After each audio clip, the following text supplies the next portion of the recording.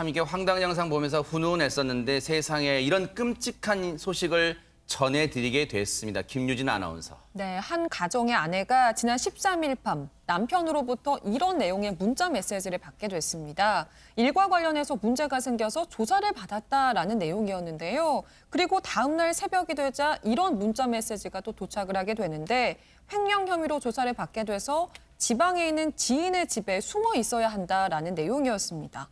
하지만 이후로 남편은 연락이 두절됐고 이를 수상하게 느낀 남성의 가족은 경찰에 실종 신고를 하게 됩니다.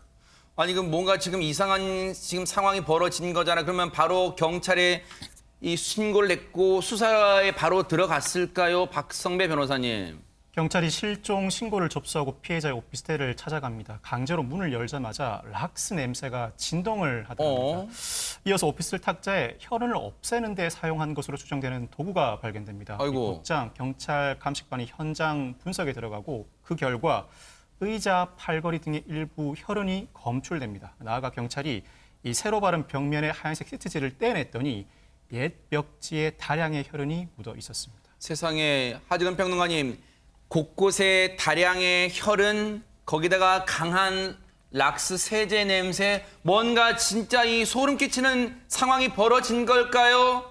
그러다 보니까 이제 사건 정황을 보고 경찰이 살인 사건으로 규정을 한 거예요. 아하. 그리고 CCTV를 분석을 해봤더니 저 오피스텔에 한 40대 남성이 커다란 가방을 가지고 들어갔다가 나오는 장면이 포착이 가방 그대로 들고? 네, 그래서 아하. 포착이 됐다는 거예요. 아하. 그래서 그 남성을 용의자로 해가지고 네. 신원이 특정이 됐습니다. 아하. 그래서 동선을 추적을 해가지고 네. 15일 오전에 경북 경찰청하고 공조를 해서 경북 경산에서 네. 그 용의자를 체포했습니다. 잡고 보니까 안진용 기자님 정말 혹시 생각했던 대로 우려했던 대로 살인 사건이 맞나요 그러면?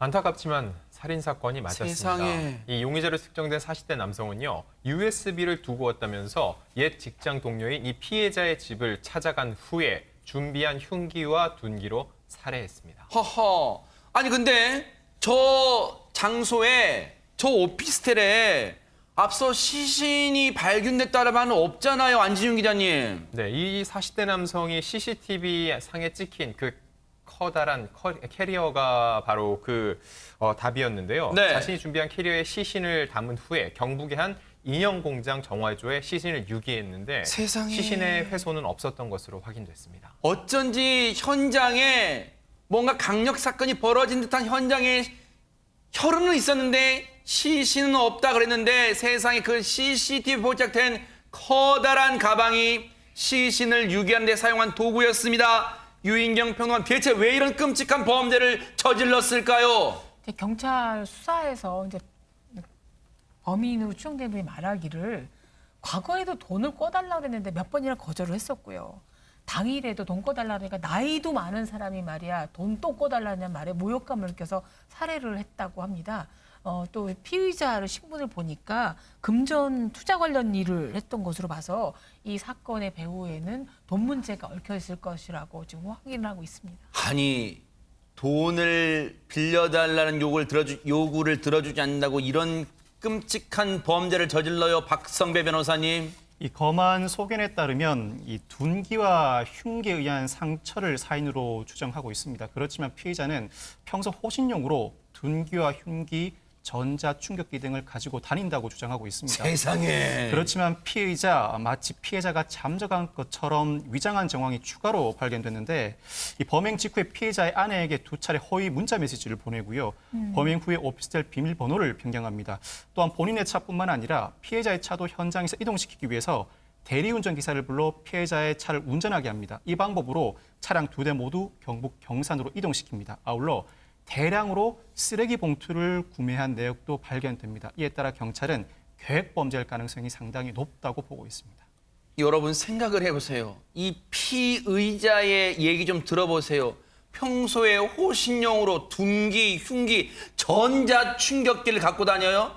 일반인들이 그런 걸 갖고 다닙니까? 바르고 정직하게 사는 사람들이 누가 이런 걸 갖고 다녀요? 구리고 캥기는 행동을 하는 사람들이나 갖고 다닐 법한 물건들 아닙니까? 구속영장 심사에 출석했던 모습 보시고 이어가 보도록 하겠습니다.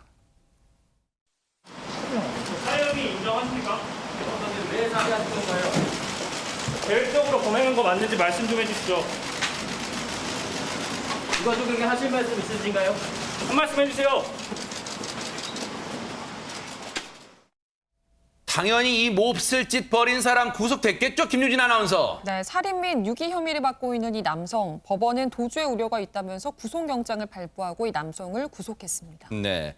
지금 이제 신병은 확보한 상태로 구속 상태에서 수사를 더 보강 수사를 하고 있는데요. 경찰 얘기 마저 들어보시고 이어가 보도록 하겠습니다. 해당 피의자가 영장 실질심사 갔다 와서 좀 심경 변화가 많아요, 지금. 계속해서 자기의 어떤 행위와 기사를 계속 보는 것 같아요, 보니까.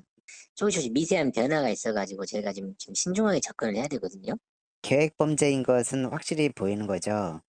그렇게 무게를 두고 있는 것이고, 그렇지만 이제 저희 어떤 수사기관과의 어떤 서로 간의 수싸움이라서 저희는 증거자를 계속해서 모으고 있거든요. 일단 금전적인 문제는 맞지만 정확한 동기에 대해서는 현재 수사를 하고 있습니다. 자, 지금 뭔가 알 듯 모를 듯한 얘기가 나오고 있어요. 경찰 출신이신 우리 박성배 변호사님께 여쭤봐야겠어요. 지금 경찰 얘기로는요, 이 피의자가 영장심사에 다녀온 이후로 심경의 변화를 보이고 있다. 이게 대체 무슨 말일까요? 왜 그럴까요? 구속영장이 발부되는 경우에 피의자가 범행을 부인하다 인정하는 경우도 많고 우발적 살인을 주장하다 계획적 살인으로 진술을 번복하는 경우도 상당히 많습니다. 피의자가 구속영장 발부 이후에 진술의 일부 변화 움직임이 있다는 것이 일부 변화가 있다는 표현으로 나오고 있는 것 같습니다. 다만 경찰 단계 구속이 이루어지면 경찰서 유치장이 입감되고 이에 따라 수시로 피의자 조사가 진행되게 되는데 피의자 조사를 진행할 때에는 진술 내용을 미리 준비하지 못하게 증거를 먼저 제시하지는 않습니다. 먼저 진술을 들어보고 난 다음에 관련 증거를 제시하고 번복된 진술을 통해 사실관계에 부합하는 진술을 이끌어내기 마련인데 피의자가 현재 기사 등을 통해서 경찰이 확보하고 있는 증거의 대강을 파악하고 진술 내용을 미리 준비하려는 움직임도 동시에 보이고 있다는 취지의 설명으로 보입니다. 네. 더 이상 도망칠 것도 더 이상 이제 숨길 것도 없습니다. 그러니 다 범행 동기 이런 거 다 명명백백하게 자백하기를 기대를 해보도록 하겠습니다.